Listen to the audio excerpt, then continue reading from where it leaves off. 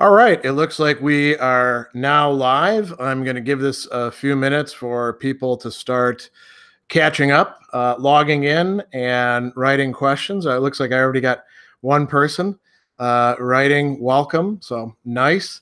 Today, and this month actually, the philosophy pop-up, I thought we'd look at a kind of complicated topic, one that's, I think, very important, and one that the Stoics and Cicero had a lot to say about.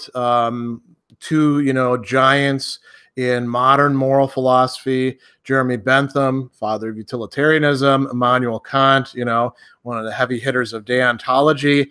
And then some of the ethics of care stuff would have to talk about.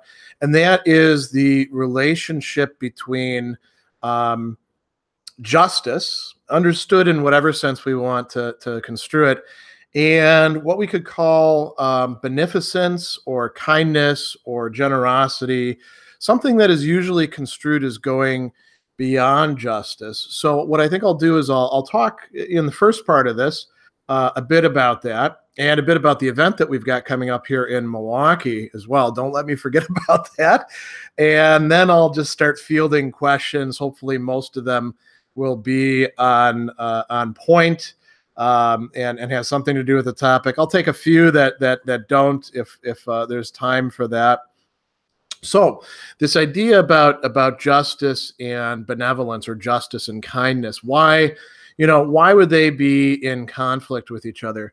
Well, I think one way that people look at justice is that it can be reduced to a set of rules or decision procedures. It shouldn't involve our feelings or our affects. It should be, more or less impersonal. And it should apply to everybody equally across the board. And then we've got this entire realm of, it's not necessarily personal as such, although a lot of benevolence and kindness and generosity is displayed in personal ways in relationships. But it could also be through charity work. It could be, what goes above. And sometimes people want to talk about two kinds of duties, right? They talk about strict duties and less strict duties, or some duties being supererogatory. That would be the less strict duties. And the idea is that, so we've got a set of duties that have to do with justice, the way that we ought to treat everybody. And some of it could be involved in personal roles and relationships. Since I am a professor, I have to treat students in a certain way. Since I am a father, I have to treat children in a certain way, and so on and so forth, right?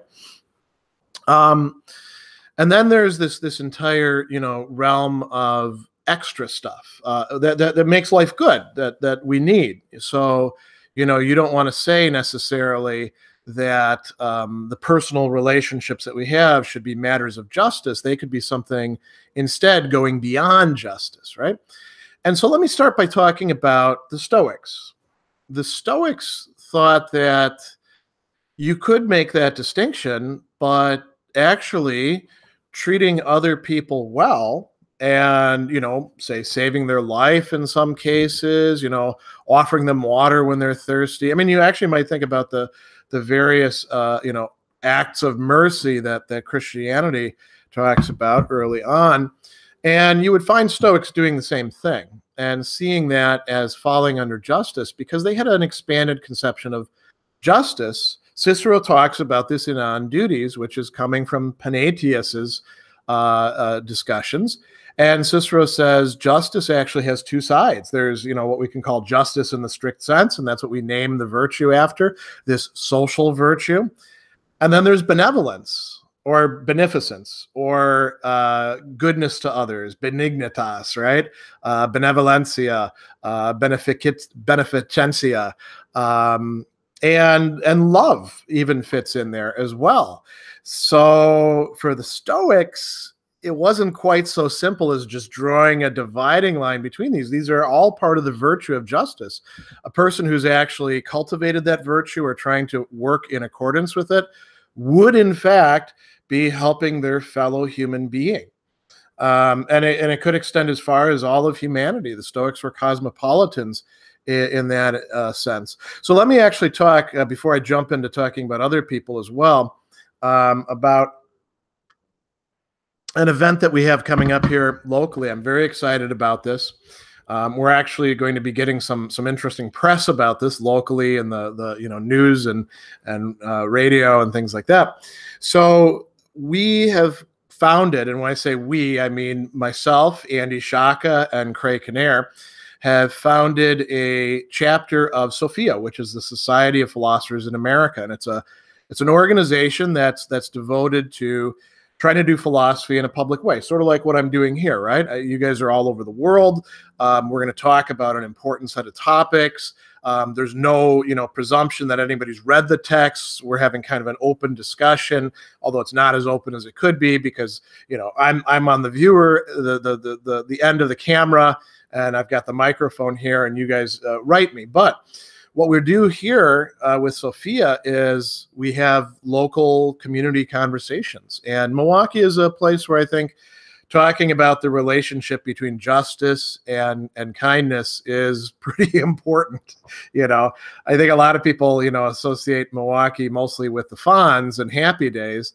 But this is a major metropolitan area that is growing very rapidly, still has a lot of problems with inequality and access, but is in many respects a pretty wonderful place to live and work. Not for everybody, and that's a problem.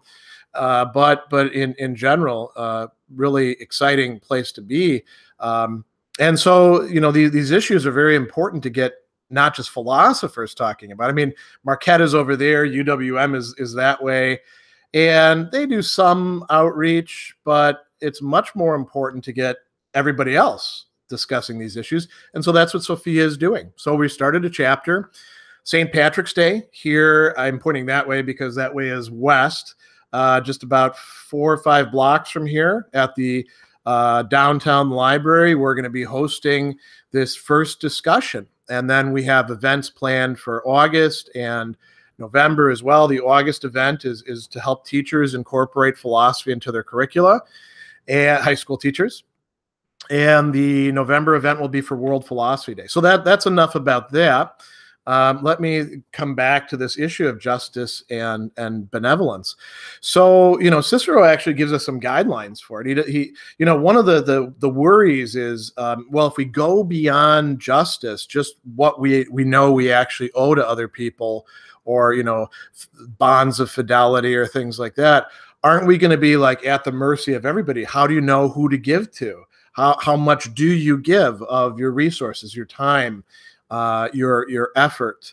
Are you on the hook for like helping all of humanity, or if you don't, are you a bad person? These were live issues back in ancient times, just as they are today. And Cicero laid out some interesting guidelines. He said, you should try to help as many people as possible, but don't exhaust your own resources doing so, because you also matter. You also are somebody who has to look out for themselves.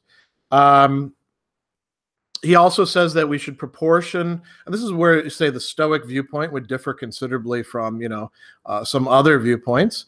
He says you should proportion the benevolence to the merit of the person. So somebody who's really, quite a good person, but really down on their luck because of the way fortune has treated them, he thinks, have a greater demand, greater, merit than somebody who is chronically dependent on others because they just, don't want to get their life together. So there are some guidelines for this, for the Stoics. When we look ahead to probably the 2 most important figures, I would say, in modern moral philosophy, Jeremy Bentham and Immanuel Kant. And when I say most important, I don't mean that's my assessment. I mean that's probably sort of the industry assessment, right? I think there's many other people who are quite important as well. But Bentham and Mill after him in the utilitarian tradition, and Kant, they're both going to treat these issues as well. Kant will actually write, if you've read the groundwork to the Metaphysics of Morals, the Metaphysics of Morals actually includes metaphysical elements of justice, which is about, how we organize society. Bentham was looking to try to reform both British society and society worldwide along utilitarian lines. That means that to try to produce, better sets of outcomes in on the whole for human beings. And he thought of it in terms of pain and pleasure, but there are other forms of utilitarianism that think about it in other ways. And Bentham thought that many of the ways in which society was being organized and many of the decisions that people were making at the time were actually misguided from a utilitarian perspective. And he thinks that duty is, our duties are what are going to improve the general happiness. So there may be some cases where we're called upon to go beyond the laws and to volunteer or to help the stranger in need. He also doesn't think that it should be completely, willy-nilly. We should think about these things when we're doing them, because we do have only so many resources. So they probably should go, as with the Stoics, to some of the people who are either more deserving or where it's going to lead to a better increase in outcomes. And, you can see this more recently with the notion of effective altruism, saying that it's very easy for us to give to people in our own society who we see firsthand. Oh, one of my dogs is having a kicking storm right now alongside. He's 13 years old and kind of fading fast. So he goes into these jags every so often. Anyway, Bentham, Bentham would say this, and, Peter Singer has said this recently as well, that, perhaps aiding people in the third world, we get more bang for our buck in terms of what we put into it. And, it could be through micro lending, it could be through volunteering, it could be through giving money to charities, although, we've seen that there's often, a lot of wastage going on with that. So we would have to take that into account as well. Kant, is coming at things from a different perspective. He's less concerned about our happiness, although he is concerned about human happiness. And he thinks that we actually do have a moral duty to benefit others. He thinks that we don't have a moral duty to benefit ourselves. We do have kind of a duty to keep ourselves from being miserable so that we won't be terrible to everybody else. But he does think that we do have a duty to benefit other people. And he thinks this can be universalized. And it's also a way to, those of you who know Kant's ideas, to treat other people as ends. And if you think about, now we're getting into things about, well, how do we give? And this is something where the Stoics, where the utilitarians, where Kantians would all be very concerned about, are we being controlling, paternalistic when we give to people? Are we treating them as equals who are a bit, hard up? Or are we treating them as if they're simply children who can't manage their lives? Or, if we do it in a bureaucratic way, are we treating people, in ways that are sometimes, if not entirely dehumanizing, certainly not respectful of their humanity? The other thing I wanted to mention was the ethics of care, which is a more recent moral theory, although I think you can see, currents of it going back a long ways, all the way back to, some ancient philosophy as well. It really got its spur from feminists getting into ethics. But I don't think that it has to be confined to that sort of origin. And the ethics of care is sort of an umbrella term, and it encompasses a number of different, moral perspectives. But we can say this: it says that, a person is not just an isolated individual; they are who they are through their relationships, and we should value relationships. We should also place an emphasis, as we're doing our moral reasoning, on certain affective states like empathy or compassion. I don't see that as absolutely revolutionary the way some theorists do, but in relation to a lot of modern moral theory, it is emphasizing something that often does get left out. If you think about Kant, or you think about, most ways in which people construe utilitarianism, if they don't actually read Bentham, who has a lot to say about feelings. But if you look at that sort of stuff, I think the ethics of care thing is right, that there is sort of a justice perspective and then a care perspective. And the better theorists say, well, we want to bring these together. We don't want to just contrast them against each other and say, boo justice, all care, or something like that. We want to, find ways to reconcile them with each other, which is difficult to do. And I think that the ethics of care people, and some people in the literature have done this, I think that they would be really helped by looking not just backwards to, say, Hume and his discussions of, sympathy, or Adam Smith, but looking backwards to Aristotle. I mean, Aristotle said a lot of boneheaded things about women, but just ignore those for the time being and think about it. Or looking at what the Stoics have to say, or looking at what some of the early Christian writers have to say, or Plato and the whole Platonic tradition. Affect was not always left out, and personal relationships and benevolence within those, were important in ancient theory.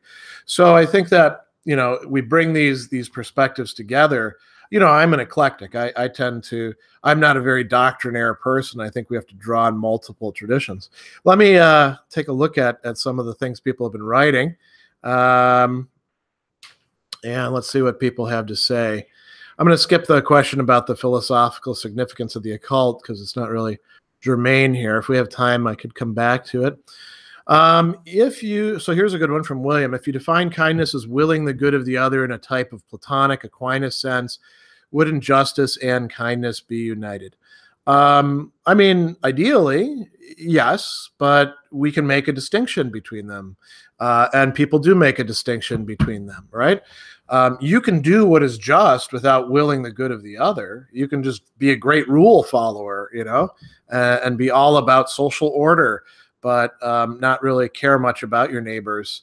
I think there is a distinction to be observed there, and we shouldn't try to just conflate everything together. That doesn't help anything. Making good distinctions is an important part of our activity as philosophers. James asks, is there such a thing as objective morality or injustice? Yeah, there's all sorts of objective moralities and justice. I mean, this is one of those things where we get into a very meta-ethical discussion that we don't have a lot of time for here, but there's different approaches to this. You could do it in a comparative way and look at, what do most people actually mean when they say justice? You'll find a discussion of this, for example, in Cicero, in Aristotle, in John Stuart Mill, and they all look fairly similar to each other.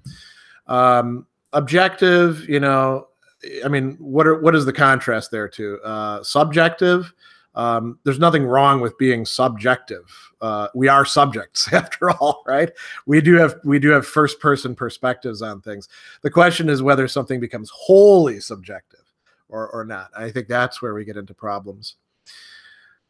McGool writes, love the idea of chapters dedicated to that. Oh, you mean local chapters? I was thinking for a second about books, and I was trying to figure out what I'd said that could give rise to that. Yeah, local chapters. There's a couple. I'm going to do a digression here at this point. So there's a couple large organizations that I am involved with that have local chapters that I think are a really good thing to do. So one of them is SOPHIA. And I think that's great. I love their idea. I love their mission. I've been doing it for years and years, so it's sort of a natural fit for me. I think it's an important aspect of our common life that often gets left out, how philosophy, real philosophy, not just sort of like academics talking to other academics, but stuff that can be used by working professionals, by lifelong learners, by ordinary people. I think that's incredibly valuable. The other organization that I belong to that we have a local chapter of here in Milwaukee, I think some of you may already know about, is the Stoic Fellowship.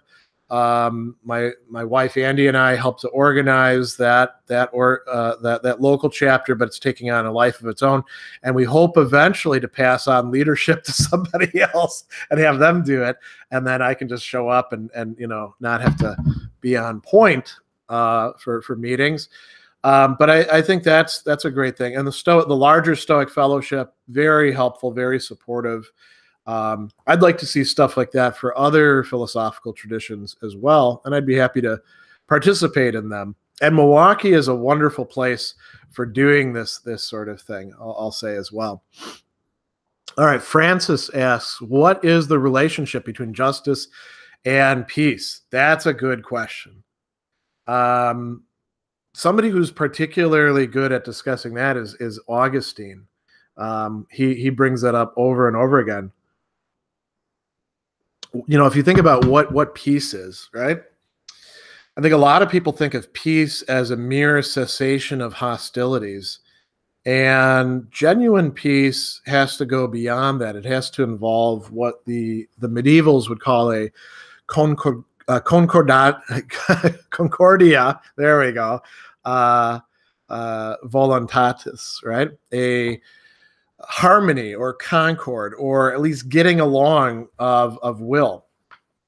See, if you and I basically just are at arm's length and distrust each other, and misinterpret each other's motives and have alternate narratives of who the bad guy and who the good guy is, we don't really have peace. If we're not actually extending each other the benefit of the doubt. And justice can provide, justice in the strict sense, can provide a set of guardrails for morality, right? But it can't provide it in its entirety. I think, for example, about Martin Luther King's, famous saying, the law cannot make a man love me, but it can at least make a man not kill me. And I'm not saying that everybody has to love each other, but mutual respect of each other's humanity, I think that's what's required for peace. So this is why simply having a peace treaty or some restoration of social order does not count as peace. We don't live in a peaceful society here in America. As incredibly factionalized and fractured as our culture, our politics are, that's not a state of peace.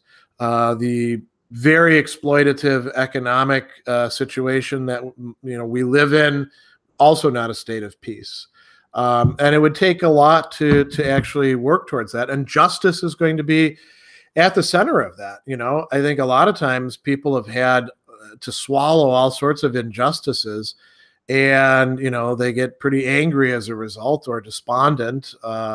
And part of what has to happen in order for things to get better is bringing all that crap to light and sorting through it. And most people don't want to do that. It's the same thing in personal relationships too, by the way. If you've got people who have a bad relationship for a long time, it's probably going to be the case that there's a lot of, stories that look very different from the different sides, and hearing each other's stories without necessarily committing yourself to them is an important part of that. Now, justice, there may be cases where, justice demands something happen, and then we can talk about, what mercy or misericordia or beneficence might say. And this becomes, very sticky in situations where there's been a lot of injustice committed on both sides. So sometimes you have to go beyond strict justice in order to have genuine peace. Let's see. Socrates, Plato writes thought on Spinoza and his ethics. I read him every so often. He's somebody who I've taught quite a bit. Not a fan of Spinoza.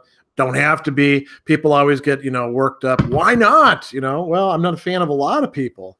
I just don't buy into the sort of pantheism and the two attribute thing. And I find his stuff interesting, just like I find Hobbes interesting. But I don't think he has much to contribute here to the conversation. Marx Mentiem, I missed the intro. What is the general purpose of this speech? So, this is sort of a general thing. If you miss the intro, you can go to the video description. You can go to the Facebook event, and you'll see like a descriptor. So if that comes up again in the future for anybody, it's very easy to find out. We're talking about the relationship between justice and kindness, or justice and benevolence, and how we could understand that. And I talked about Cicero and the Stoics, talked a bit about Kant, a bit about Bentham, a bit about the ethics of care. And, there's a lot of other theories we could have brought in, but I thought those would be good starting points. All right, so JB and here we go. JB and Ty both have things that are kind of along the same lines, same topic, right? JB writes, I know a lot of people on disability, and boy, oh boy, you want to talk about dehumanizing. And then Ty writes, we should be careful of kindness not being condescension or patronizing. We should enable people to get back on their feet. Control over one's life feeds into well-being. Yeah, that's a very tough thing. And this is where we get into some really substantive discussions, like what level should helping people take place at, and what, how much of a personal touch do we need?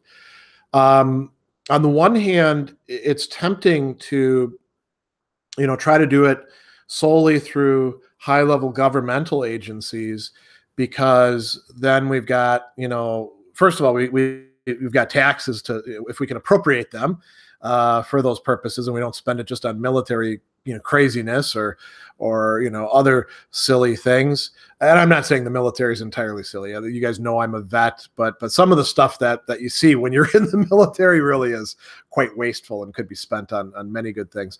But there's that sort of like, okay, we've got money. There's also like doing things on an economy of scale. And I think there's a common perception, at least, among many, that if we can have it be run by the state, it'll be more fair, things will be more balanced. And it rarely turns out like that, because when you get down to it, we need people who can actually engage on a human level. A great example of this is, those of you who are outside of this country, one of the big problems that we have for returning veterans is that many of our VA, Veterans Administration hospitals, are quite bad.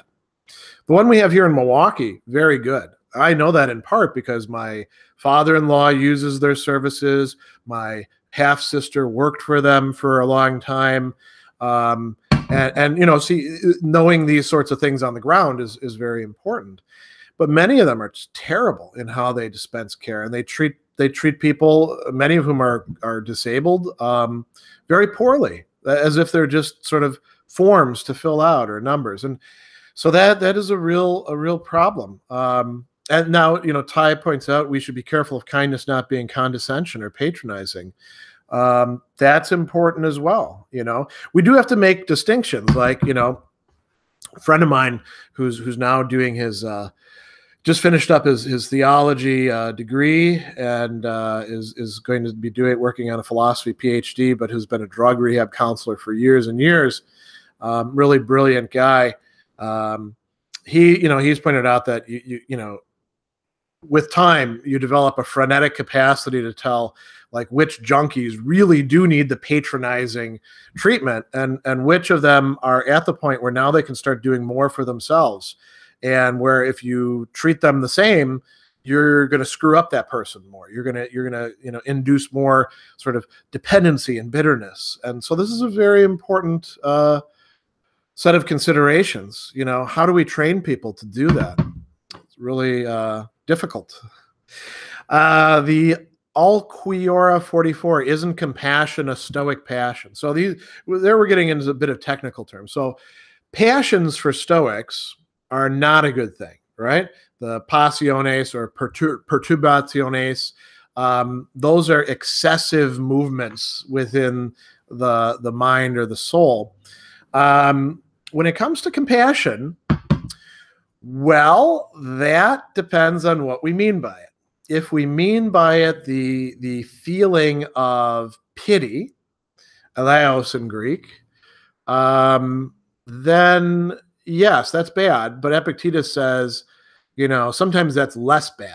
So in his discussion about anger, I think it's 122, right, in the Discourses, he says, listen, you're getting angry at all these people, and they're doing what they're doing because they're poor bastards who can't do anything else other than that until they learn something different. So why the hell are you getting angry at them? If you're going to feel something, feel pity, feel compassion, eleos, towards them, rather than feeling anger, orge. But, he also suggests a lot of things, and so does Marcus, and so does Seneca, that would fit in with a different understanding of compassion, where we do, sort of sympathize with the person or empathize with them, and we try to alleviate their suffering. And we can imagine what it would be like to be in their shoes, although we're not ourselves being, affectively, brought into those shoes and sharing exactly the same feeling, right? So the Stoics, depends on how we view compassion. They certainly thought that we need to help people in need. We need to try to console those who are suffering. But they thought that we want to also make sure that we don't get drawn into it. So difficult thing to do. So let me ask, what do you think about Rorty's views on ethics? I haven't read Rorty since graduate school, so I don't really have anything to say about that. I wasn't impressed with him then. I don't imagine I'll ever spend the time to reread Rorty, so because my time is kind of scarce. Eog asks, is kindness the willingness to do the right thing for the purpose, even if it's not the optimal decision for yourself? Also, is kindness doing the right thing for the person, even if they don't think so? So those are two good questions. There's more. I would say we don't want to try to define kindness by the willingness to do the right thing for the purpose, even if it's not the optimal decision for yourself, in part because justice sometimes demands that, courage sometimes demands that. I mean, in a certain sense, like from a Stoic perspective or from a Kantian perspective, it is the best thing for yourself. Being virtuous is indeed as good as it's going to get for you, even if it means you lose a little, some money or some time or possibly even your life. But I guess from a utilitarian perspective, if you're giving money out, right, that's less candy bars or coffee or I don't know, whatever else you're going to buy with it. People buy all sorts of things that give them pleasure or alleviate their own pain. And so I think that could be a part of what kindness involves. But you can often be kind without it affecting you badly in any way, or you might actually think up front that it's going to be, but you're actually happy that here's like a good example, right? So one of the things, and I forget exactly where I came across this, but somebody pointed out that one thing that homeless people typically don't get in their day is somebody actually remembering their name and addressing them by their name. And it seems like a very trivial thing, but I can see how it would be quite important. And I can't say that I know all the homeless people around here because I don't. And quite frankly, some of them are people who I wouldn't want to get to know. But I have gotten to know a few, and I try to remember their names and use their names when I'm talking with them. And I'm a busy guy, so I'm always thinking at first, oh crap, this is going to be like a long conversation. But then when I do it afterwards, I realize that it was something good for that person, but also good for me, and that I didn't really lose out on. I could still get my stuff done. and it could have been, I also waste time doing other things during the day. And so this really wasn't a waste of time. Whereas some of the other things that maybe now I won't be doing really would be more of a waste of time, right? Like dicking around on Twitter or something like that, right? So sometimes, your perspective changes, I guess you could say, right? Is kindness doing the right thing for the person, even if they don't think so? Sometimes it is. Raising children includes many instances like that, or dealing with my old dogs. They sometimes they want to do things that are beyond their capacities. I don't let them do it. I'm being kind to them. And our old dog there, he tries to, I'll kiss him on the face and he'll try to bite me. He doesn't try to bite anybody else. Sort of like my grandpa, when he had Alzheimer's, he used to take a swing at my Uncle Scott, who was the best guy to him. Uncle Scott was really great with Grandpa, but somehow Grandpa got fixated on that. And Scott was always continually, taking care of him, nice to him. And sometimes that's just the way it goes. So yeah, you may do stuff that people themselves are saying, this is not kindness to me. Well, they may not be in a good position to judge that. But there we get into the paternalism issue as well. JB writes, against empathy makes a very interesting case for justice actually being impaired by caring in some senses. Yeah, I haven't taken a look at that book. I've read some blurbs about it. I suspect that, there's probably a lot of cases where justice does get impaired by sort of a misunderstood empathy, let's call it, right? But I think that in a person who develops themselves the right way, and that takes a lot of work, and I'm not putting myself forth as an example there. They interfuse with each other, That's one thing that we see over and over again. We see that in the Aristotelian tradition. We see that in the Stoics. We see that in Christian writers. It's a continual theme.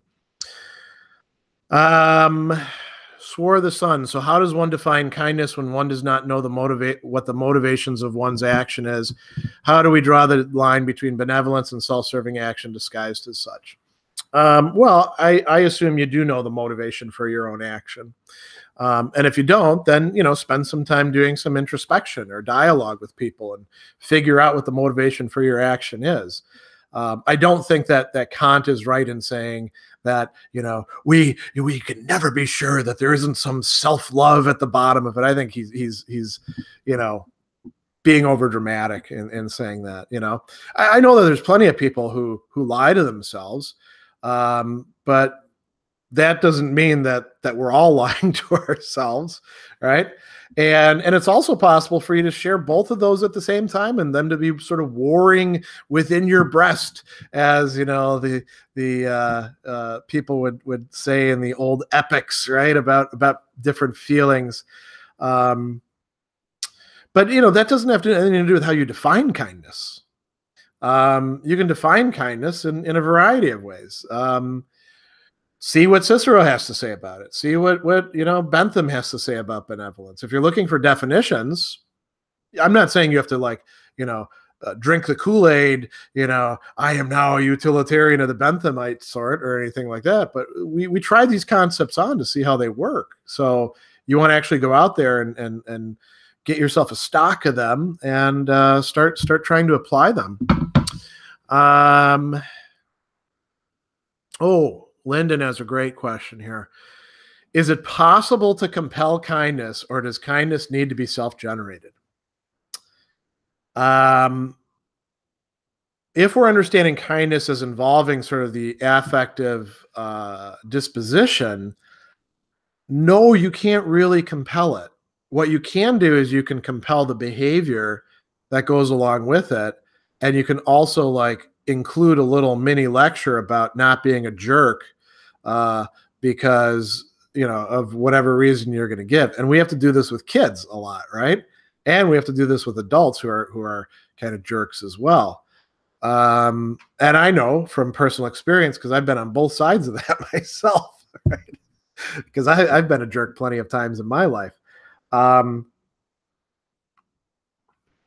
no, I think you're not going to be able to get everybody to be kind in every circumstance. And it's very difficult to be kind for many of us, myself included, when other negative feelings are at play. Like, for me, the worst is anger, I would say. When I'm angry with somebody, I find it very difficult to be kind to them. Even though I'm inclined with people who I'm close to be kind to them. But there's something about being angry that makes it very difficult. For other people, it could be, being sad, depression makes us more self-focused and less other-focused. Fear, many people may be afraid to show kindness to others because they may be taken advantage of. Maybe they have been taken advantage of many times. That's a difficult idea.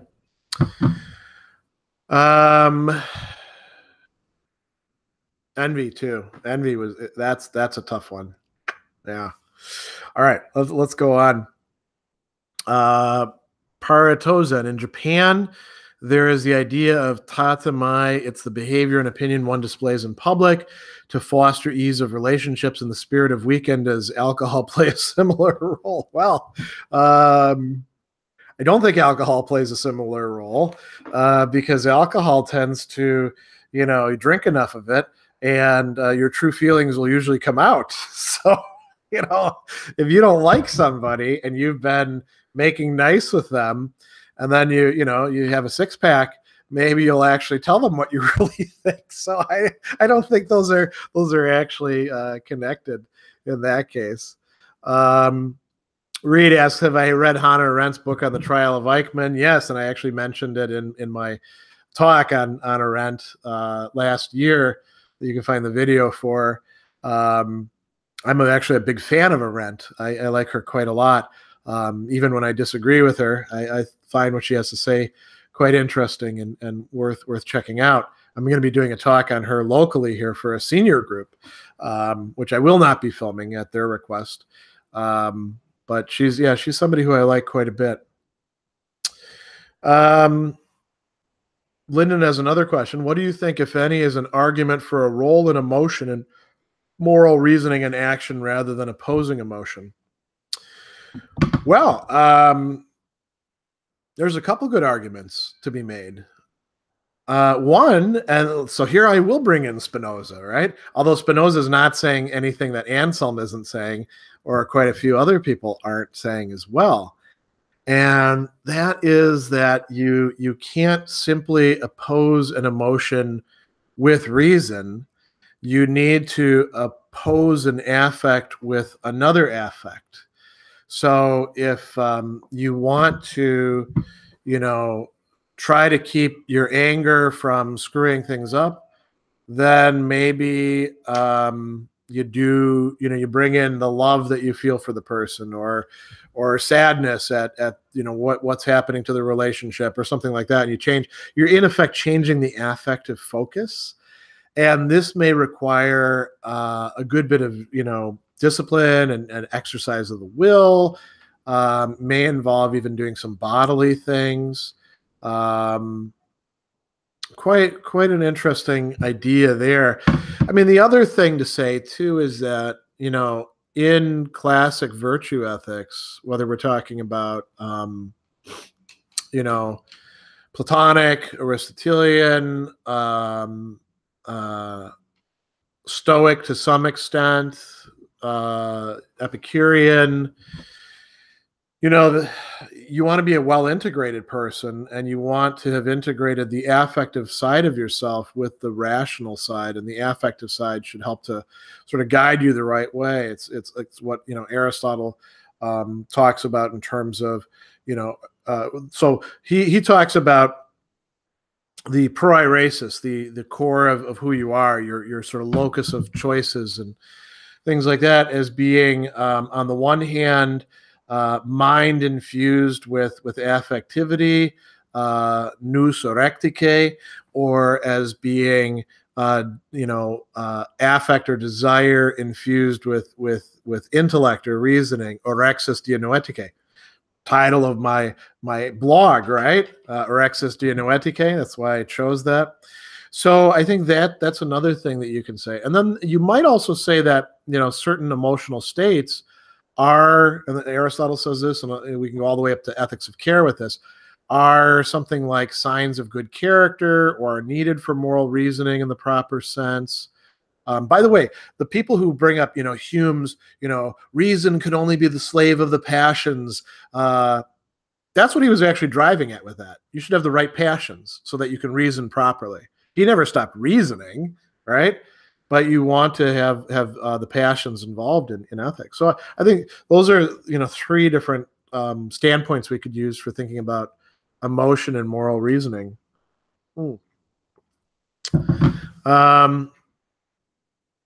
Francis writes, what is the difference between highly theoretical, abstract treatments of philosophical topics and more practical considerations? How is one more useful than the other? I think that question, you basically answered it in asking it. How are practical considerations more useful than highly theoretical, abstract treatments? That's I think pretty straightforward, right? The real thing is, well, how do we get from the one to the other? And this is something I've been putting a lot of thought into myself, because it's something that I do fairly naturally, I think, in part because I've always been practically oriented when it comes to studying philosophy, but also because I have to work with so many clients who want to use insights from philosophy to help them out, and that's sort of what I bring to the table. So a lot of that requires, first, you actually do have to understand the concept to some degree. You don't have to understand it perfectly, but you have to understand the concept that you're working with. And then you start, looking at examples and case studies and, sort of journaling and honing your own observation about that sort of thing. And it helps, I think, to have an interlocutor, somebody like a coach or trainer, or a good friend, a confidant to work on that sort of stuff with. This is a great question. I may not have a good answer for it from Meisen10, I guess. Best books you've recently read. Actually, all the stuff up there is stuff I've read many times, so I can't say about that. Recently read. Have I read anything new recently that really impressed me? I haven't read anything that new that really impressed me. But I'm not being asked about new, right? So best books I've recently reread, let's say. I do this Worlds of Speculative Fiction series, and last month it was Fritz Lieber's, or Leiber is how it's supposed to be pronounced, but I'm going to say Lieber anyway. The Fafhrd and the Grey Mouser stuff, the Swords Against, or Swords, all set in Lankhmar. Man, is he an amazing writer. He's a craftsman. I was just talking about this actually with a client of mine who also really loves his work, and we were both talking about what a great writer he is. So that's that. I've been rereading Heinlein actually for the one that I've been rereading most recently is The Moon is a Harsh Mistress. Great stuff. Really enjoying that too. And what else have we got up here? I've been working with another client, working through this role ethics of Epictetus. I've read this before. It's pretty good. I like it. I disagree with it on a few points. What else? Oh yeah, another client I'm working on. I'm a big fan of Gabriel Marcel. Tough to read for some people because he kind of circles around ideas over and over again, but I actually really enjoy his stuff. I'm going to do some writing on him if I find the time before too long, on his concept of mystery and how it fits in with how we should understand technology. Ken writes, so would true justice necessarily involve a degree of mutual trust? Would it involve it? I think it would help to produce it, definitely. Would it involve it? Insofar as you can expect justice from the other person, I guess so, right? And Cicero stresses, and I think he's right about this, that an integral part of justice, because justice is complex. Aristotle, really great at demonstrating this. We don't always mean the same thing when we use the single word justice. But there's a lot of different interconnected meanings. Cicero says that one key part of it is, keeping faith, fulfilling promises, being honest with each other. I think that that's sort of along the lines of what you're talking about, and that's pretty important. Catherine, I'm working on the social contract theory versus free will. I wonder in the history aspect where the United States would fall under. I don't know how you oppose free will to social contract. Social contract presumes beings that can freely enter into a social contract, so I don't think they're opposed to each other. So you might have a bit of a problem with that. The U.S., I think social contract theory has been part of the way we understand what's going on in the U.S. It's one of the reasons we have a written constitution, for one thing.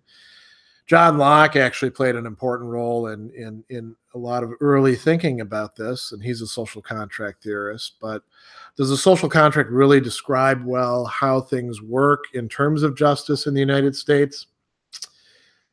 I don't think so.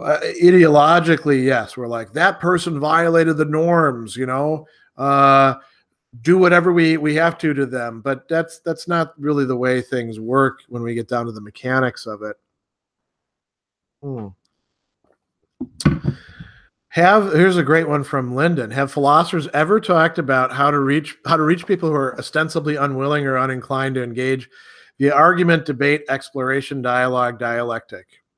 Yeah, a lot of them have, and some of them have the conclusion that, well, there's nothing you can do with those people, stay away from them, or if they're going to pose a problem, well, you might have to eliminate them. Cicero actually talks about this again in On Duties, but there's a lot of other people. Chad, what do you make of Steven Pinker's characterization of Nietzsche's philosophy as destructive and responsible for Nazism, communism, and right-wing libertarianism? Well, that's dumb. Nietzsche isn't responsible for those. I guess what we've got there is sort of an updated Popper, right? Although, was Nietzsche responsible for communism? He actually, is anti-communist in his writings.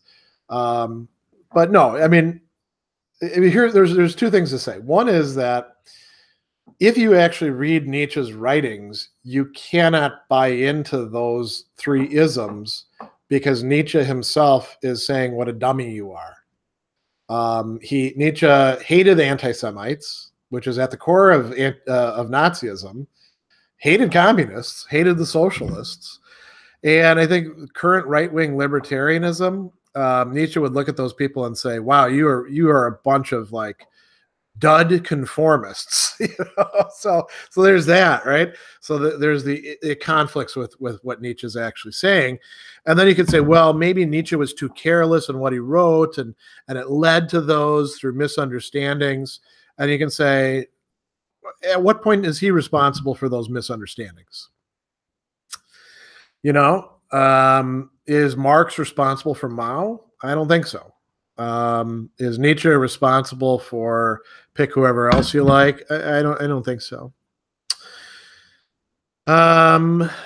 Ascratus, is there a clear difference in the understanding of kindness between those who assert that man is a social being and those who do not? I don't know that. So when we talk about human beings being social, it's not a question of whether we're social or not. It's a question of how important that is in our core, and whether we should understand ourselves as sort of having the capacities that we do through being involved in society, or whether we should think of ourselves as isolated individuals. If we do think of ourselves primarily as isolated individuals, kindness becomes something that's purely supererogatory. You can do it or don't do it, doesn't matter, right? It's totally up to you. If you think about it in terms of social beings, then it depends on how you conceive of that. Like Aristotle includes generosity among the virtues. He also thinks that we're social beings. Rousseau, very different sort of view on human nature and development, thinks that sympathy is quite important. And we could go on and on and on. There's going to be different understandings of that, I'd say. So, all right. Chad, do you think that Stoicism upholds or defends strict social hierarchy or the caste system? Nope. It didn't in ancient times, and it doesn't now. And I could see how some people say, well, they're very passive about it. Well, then you want to read actual Stoics and see what they say about cosmopolitanism and about standing up against, tyranny or things like that. And that will solve that issue for you, I think. Jay Cloyd, how does virtue ethics relate to Stoic ethics? Stoic ethics is one particular tradition in virtue ethics. Virtue ethics encompasses a number of different traditions. I would say that Stoic ethics can be understood as sort of and this is the case for many virtue ethics, by the way, as sort of a mix between virtue ethics, some deontological aspects, and some natural law theory. By the way, natural law theory in its classic form is very closely connected with virtue ethics. These are not necessarily exclusive categories the way that some people try to make them in textbooks and in Twitter wars and things like that. These are broad designations. So Stoicism views the virtues as absolutely central. Let's go down a little bit. Oh, here's a good question. The Alquiora, in a Stoic perspective, how would you apply justice and kindness to yourself?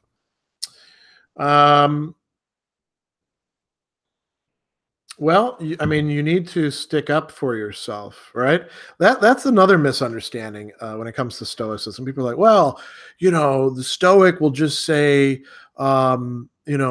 whatever that person is doing over there isn't really harming me because it's not harming, me unless I choose to view it that way, or it's not affecting my pro-racist or stuff like that. And that works for the sage, but that doesn't work for everybody else. So there's cases where we should be like, okay, that's enough bullshit on your part. I'm not putting up with that anymore, right? Because I am getting upset, and it's not a good thing for me to get myself upset. So I'm gonna, have to do something about this. And then kindness towards ourselves. This, what they're talking about is kindness or benevolence is really exercise towards others. But to be forgiving of ourselves, Epictetus, talks about, the transformation from like blaming others to blaming ourselves, and says that's not the ideal. We want to be at the point where we're not blaming anybody. Not in the sense that we're not ascribing responsibility, but we're not like, oh, that person sucks, that sort of thing. So I guess that would fit in with it as well. Let's see here. William, thanks for the Hegel videos. He's just reached the Force and Understanding section. That's a difficult section of the work, probably one of the most difficult sections of the work. Glad that it's helping you out. AF, are you familiar with Hayek's work at all? Yes, I'm familiar with it at all. I'm not, anything like a specialist in Hayek, and I don't have that much time to do that. All right, I'm going to skip through some stuff a bit. So this is kind of funny. Bertrand writes, for future pop-ups, can you put no Jordan Peterson questions in the title? I haven't seen any Jordan Peterson questions, so I think you're the first mention of it so far. So that's actually pretty good. Let's see. AF has another question. Have you ever thought about starting a podcast? So if you go to my Patreon page, you will see, if you look through the goals, that I am committed to starting a podcast. Actually, I'm committed to two different things once I reach a sufficient level of support. One is taking my videos and turning them into podcasts for people who want MP3s. The other is actually starting a bona fide podcast, but it has to get to the point where the time and effort that I'm expending on it is being, supported by somebody, because I occasionally gig by teaching for places here locally or online. And I don't have, but that's a very small amount of income. You don't make much on YouTube from advertising, and I don't have a government agency or school or something like that supporting me. So everything that I do comes out of my time. So if you want to see that sort of thing, then you want to support on Patreon and get other people to support. And once it hits that level, I will start the podcast. But until then, it's not really that feasible for me. I'm going to skip down a bit.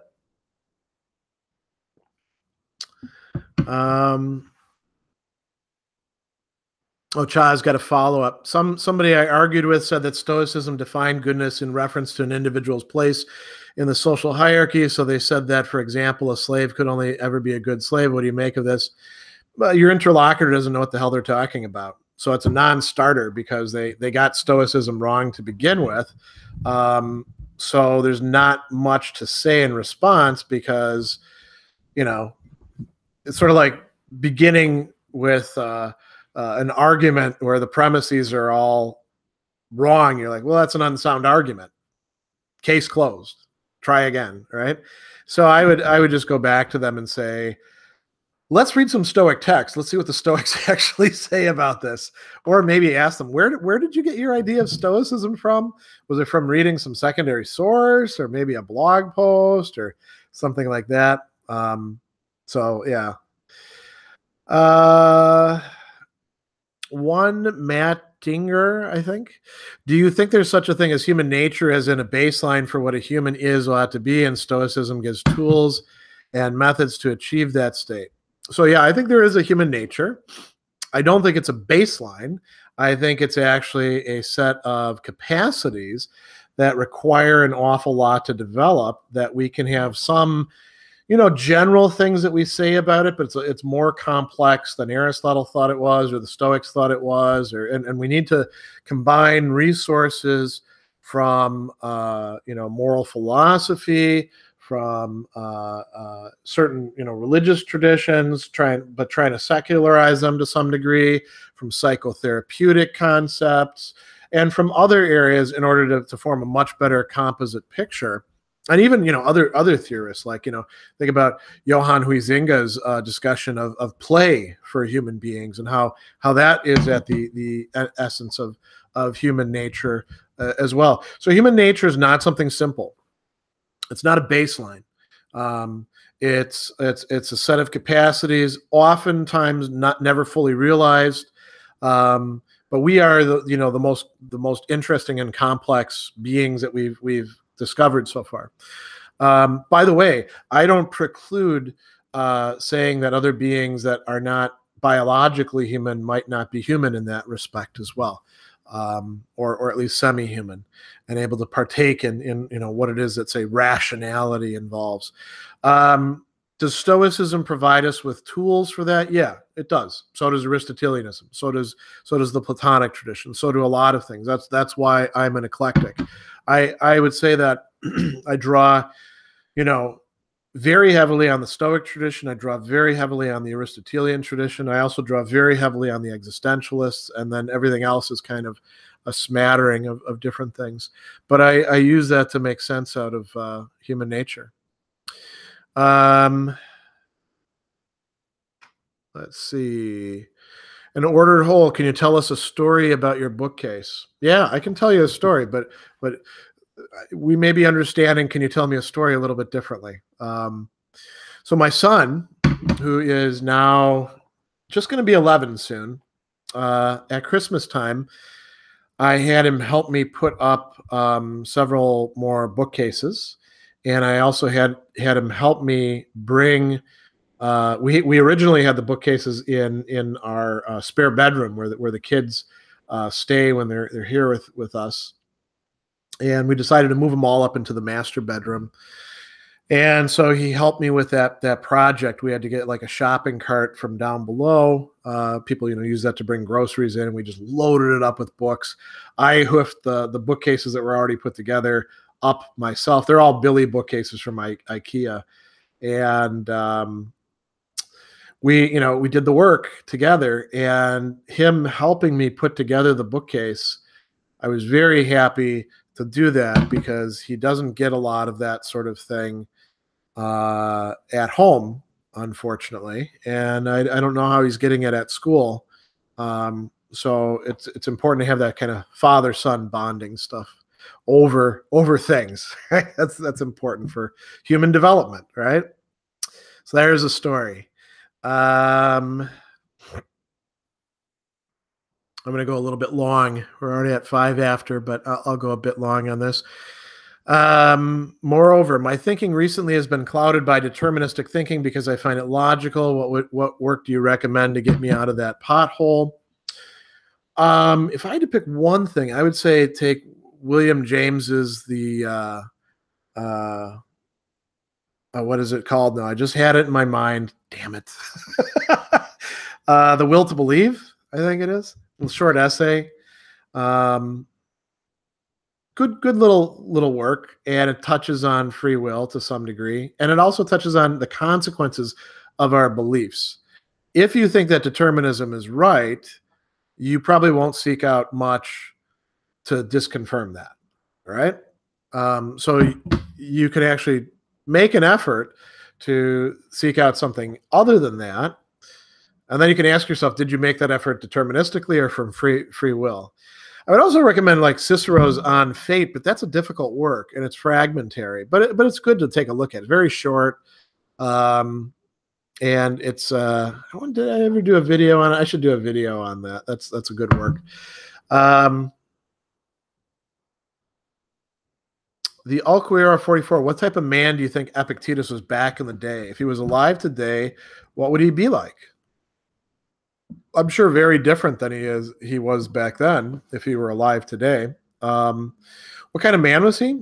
From all accounts, somebody who was very honorable, very pragmatic in how he worked through Stoicism. One of the things I like to say to people who, they want to study Stoicism and they read Epictetus and they're like, I don't buy this stuff. And I'm like, Epictetus doesn't care if you buy this stuff, He's laying it out for you, and he would be perfect. If he were around today, he would be perfectly fine with saying, hey, you think you got something better? Go try it out. And then after it completely blows up in your face, then maybe come back and we'll talk a bit. Because he says stuff like that in his classes. Like, he had a student who's like, I don't need Stoic logic. I don't need to study all this stuff. I can just do Stoic ethics. You get all these people doing that sort of thing, and calling themselves, modernizers. And Epictetus is like, oh, okay, try that out. See how that works. And then, then they come back to him and they're like, well, I got taken in by this argument. He's like, well, dummy, you should have studied the logic then. Now do you want to study it? I think that's sort of key to his approach. He's very no nonsense. He probably wouldn't get tenure if he was a philosophy professor, because he would have student evaluations all over the map. So, Matthias Reynoso, does free will exist? I think it does. It's your choice whether you want to believe that it exists or not. Notice you're using something like freedom of choice, I suppose, to do that. Francis asked if I would go back to the first question about philosophy and the occult. I don't know that there's much for me to say about that. What's the philosophical significance of the occult? As far as I would say, none. But again, I'm not an expert on that sort of thing. I don't think that's important myself. So, Socrates, have you studied Islamic philosophy in any depth? No, I have not. And would I create videos on it? Probably not, in part because I haven't studied it in depth, and I'm at a disadvantage, with respect to Islamic philosophy comparatively to other things where I don't read Arabic, and I'm not I at one time wanted to learn Arabic. I'm just moving this thing because the lighting is getting bad. There we go. But I'm not going to have time to learn Arabic. I doubt I'll even have time before I die to properly learn Mandarin. So, yeah, probably just not going to get to that stuff, unfortunately. But hopefully there'll be other people who do. Maybe we can get some grad students from the Marquette Aquinas and the Arabs Project interested in that sort of thing. Lyndon writes, I bought Huizinga's book all excited, but I bought it too quickly. It arrived in Spanish. Yeah, that's not particularly helpful. Let's see. Lyndon's got a question. What are your favorite ancient Greek concepts which do not have exact translations or equivalents in modern Western thought or the English language? Thumos. Thumos, right? It's translated as anger, passion, spirit, probably a whole bunch of other things as well. And sometimes it does mean anger. Sometimes it's actually a synonym like in Aristotle for orge, which also means anger. But it means that part of us that gets riled up and is associated with anger and courage, like in Plato. And in certain parts, Aristotle, but not other parts. It gets other technical meanings. So it's very difficult to translate. Juan,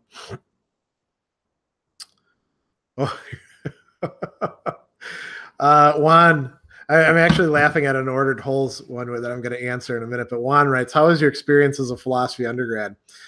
I experienced benign neglect.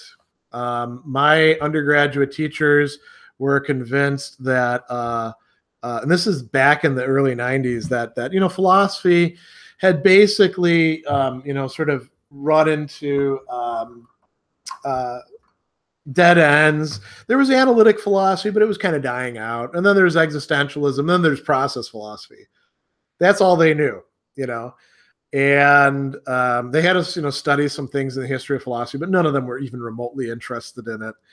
And so I just read a lot on my own and studied on my own and thought about things, and unfortunately ran into a few people who gave me fuller, you could say reading lists. Actually, one guy, Yoshihiro Manoa, gave me a whole bunch of books. There's a whole story I could tell about that. And I frankly spent much of my undergraduate years partying and doing a bit of writing, much of which is embarrassing to look at this point, and getting involved in relationships and the occasional fights and stuff like that. So I was kind of finding myself. I am not a good model for how to do philosophy studies when you look at my academic years. An ordered whole, my new roommate is doing his PhD in philosophy. I tried bonding with him, talking about science, parts of a whole. He seemed disinterested. I think he's more into Foucault. What's a good starting talk? Yeah, I don't know. If he's really into Foucault, I don't know. You could talk about some of Foucault's ideas, or ask him to explain them. Foucauldians sometimes can be a bit weird in some respects. And some of them are, very much drink the Kool-Aid kind of people. Others are much more pragmatic about using Foucault. I will tell you this, that contemporary criminologists, the ones who are serious working in prisons, they don't buy much of what Foucault has to say in Discipline and Punish. They think he very much overgeneralized about that. But that's not going to make friends with a guy. I don't know. That's a tough question. So. Tekma, do you think kindness requires sacrifice versus being kind on the promise of heaven? Or if you're a highly empathetic person, are you actually doing it so that you don't feel bad about the other person's suffering? I mean, there are people, I suppose, who are induced to do good behavior by telling them that they'll get to go to heaven as a result. I don't think that most people who do good behavior, that's a great way to consistently motivate them. And I think some people may say that as a line, but don't really mean it, depending on what society they're in. And then if you're highly empathetic, are you actually doing it so you don't feel bad about other people's suffering? That's a possibility. But it's not the only possibility. I mean, you could also like genuinely care about other people, and that's why you're highly empathetic, So Cam asked the question I can't answer. What is the best way to remember text that you read long term? I don't know. I don't use memory techniques or anything like that. I'm fortunate in that I've got a pretty good memory. So, Yalkuori, I haven't tackled Stoic logic. Can you give me a brief synopsis of it? I cannot give a brief synopsis, in part because it's sort of scattered across a bunch of texts, and we have to sort of reconstruct it. We do know that the Stoics made a lot of advances in logic. We don't have any treatise of Stoic logic as far as things go. But we know that there was certainly a discipline about it. Francis asked, do you agree with Zizek's statement that philosophy went downhill after Hegel? No. There's a lot of great philosophers. All right, looks like we have the last question, unless I'm mistaken. What is my opinion on the Cynic philosophy? This is from JCrass23. Is there any way to channel the Diogenes mindset to the modern capitalist system? So I think that a lot of people who portray themselves as cynics, here I'm in agreement with Lucian, the satirist in ancient times, are really full of it. Sorry. I think that a lot of people love to talk the cynic line. Epictetus also talks about this too. Love to talk the cynic line, but can't actually follow through on it. People who actually can are amazing. They're extremely rare. And that's really about all I have to say about it. I would say read, Epictetus's very long chapter on the cynic profession and see what he has to say about that. Okay, let's see. Last question, I think. How can you tell if you're suffering from a psychological problem or a philosophical problem? They may not be mutually exclusive. Psychology, in fact, came out of philosophy, and there's a lot of cross-influence between the two. I guess one way to do that is go and see if somebody diagnoses you here in the United States, different diagnostic manuals in other places like France, but see if somebody diagnoses you using the latest DSM with a disorder, and then see if you believe them and see if you think that they're right about it. There really is no way to draw this dividing line so easily. Let's see. All right, I'm going to take this last one, and then I'm going to call it a day. From Kebel, do you believe Hegel's work was a uniquely Christian project, and how much is lost, changed if Hegel is read outside a Christian perspective? Depends on what you mean by Christian perspective. Can you read Hegel without being a Christian and understand what he's saying? Yep. Can you understand what he's saying about Christianity without being a Christian? Yep. Can you imagine what, things would be like if Hegel's, viewpoint was realized? Sure. So you don't, it really depends. Hegel himself was down on, say, Catholics. Does that mean Catholics can't read Hegel? No. As a matter of fact, there was an entire school of theology, the Tübingen school, devoted to trying to, read, fuse, Catholic thinkers together with Hegelian thought. Of course you can read Hegel's work outside of a Christian perspective. I don't know anybody who uses Hegel who claims to be a Christian and finds Hegel has anything to do with their devotional life or anything remotely like that. And Hegel himself, there's a great saying, and I'll sort of end with this.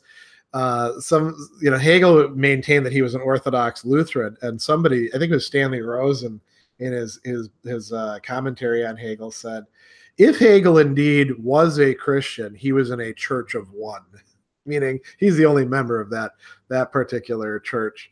So All right, I'm going to say one more thing before I go. Actually, I'll say two more things before I go. No, I'll say three. First of all, thanks for all the great questions. I enjoy these chats and stuff like that. So that's point number one. Point number two, if you're in the Milwaukee area, St. Patrick's Day, right here downtown at the Central Library, the SOPHIA chapter inaugural meeting. We're going to be talking about these issues of justice and benevolence. It's a 2-hour thing. The first hour, you don't have to have read anything. It's just a general discussion being facilitated by Andy, Cray, and myself. Second is a more intensive thing. You should have read Cicero's On Duties, Book 1 for that. And I will be leading people through some of the key ideas of that text and answering questions. It's co-sponsored by the Stoic Fellowship of Milwaukee as well. Third thing I'll say, thanks to all of my Patreon supporters. They're the ones who in effect make it possible for me to do this by their financial support. And if you want to become a Patreon supporter, you can go to patreon.com/Sadler. That's easy enough to do. I know a lot of people don't like to do it because of they collect taxes and things like that. But if you want to do it, thanks. And so if you don't, you can thank me, but you should also thank my Patreon supporters because they're the ones who in effect underwrite this sort of thing. And, we have a lot of fun doing this. So we'll do this again a little bit later in the month on Facebook Live. And got a few other events coming up. So hope I'll see some of you there. And glad to see all the familiar faces.